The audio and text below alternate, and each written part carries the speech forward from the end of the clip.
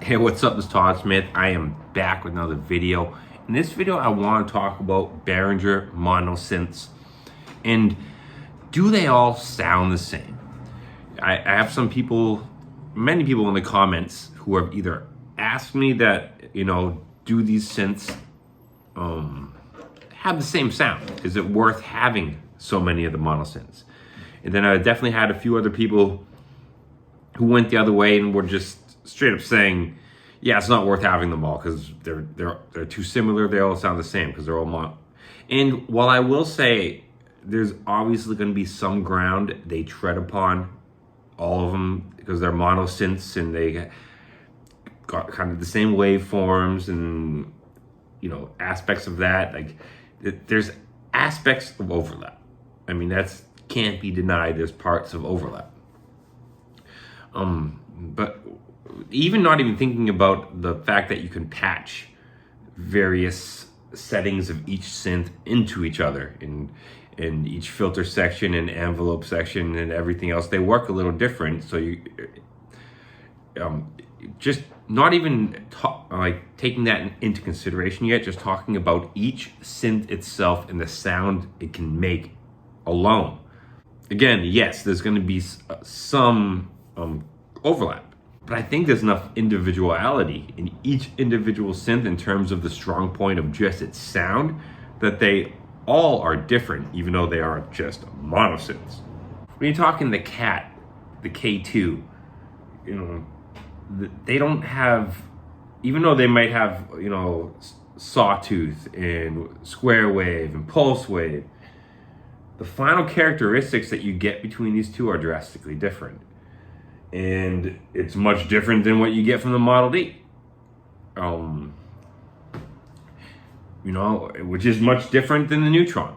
They all create drastically different results, even though they are just monosynths. You could not buy one of them and create all of them. It's impossible. You can't. So just the sounds themselves have variance.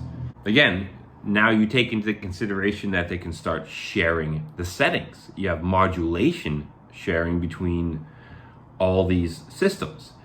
Kind of Eurorack design, which Behringer has been very smart to add to all these style synths, giving them the ability to share the individual characteristics with each other and blend them together. I think there's more than enough to justify all of them to me at this point, obviously, because I'm keeping them all. And then the fact that they can all morph pretty much into one big major synth Eurorack style. I mean, it opens a whole new doors. It allows you to go into semi-modular Eurorack heaven. You know what I mean? Because I'm not really don't want to go full modular, but the semi-modular I'm into. I'm cool. I'm down with semi-modular. So the fact that they've turned pretty much semi-modular synths into just full modular experiences with all these ins and outs and everything like that, it's pretty cool. It's really cool for me because I've never invested in modular, and I don't see myself investing ever in a full just modular kit. But this has allowed me to start to experience and play with modular in a workflow that I'm comfortable with, which is more, all these synths being turned into a semi-modular format, which is really, again, I'm really happy with that. I'm able to afford all these various units and not be in the thousands and thousands and $10,000 of price tag that I've spent on all these analog synths. The longest one, the Model D, I mean, I've owned for 4 years now or something. I have to look at how long I've owned it in terms of my first video release on it. Then you'll know the day I owned it. Time goes by so quick as you get older. Years just blend. You guys probably know that. But I've owned it for a while now. I've had no issues, 0 issues. I've actually had no issues with any of my Behringer synths at all. I actually got worried with the Cobalt. This Cobalt scared me a little bit when I got that. It was playing good for a while, and then it would freeze, and a note would completely freeze, and it would only fix when I reset the cobalt. So the fact that me turning off the machine was what was fixing it, I'm like, oh man, did I get my first Behringer fuck up? And like I mean, I was like 8 monos in at this point. If I got one with an issue, I mean, that's honestly not even that bad.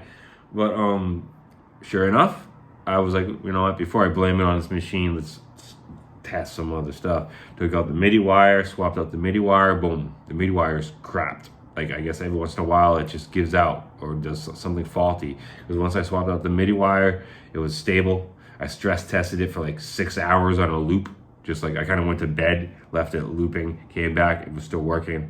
It didn't freeze at all. So I just threw that MIDI wire out because I knew it just had to be that wire. So yeah, so I've had 0 issues with any of my synths since then. So that even makes it even more justified in my opinion. That was just kind of my little rant on, you know, is it worth it? Are they too similar? You know, no, they're great.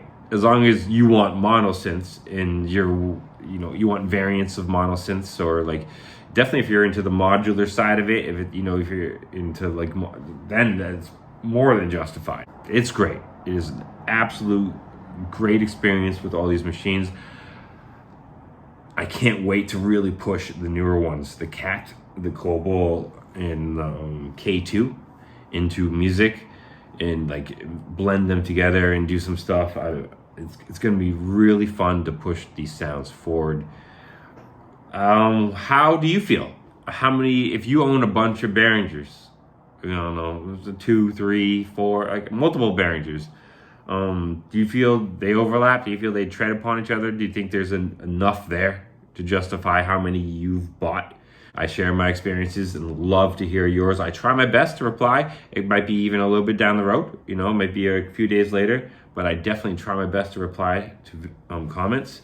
And, you know, guys, as always, stay positive, stay creative, support each other, and peace.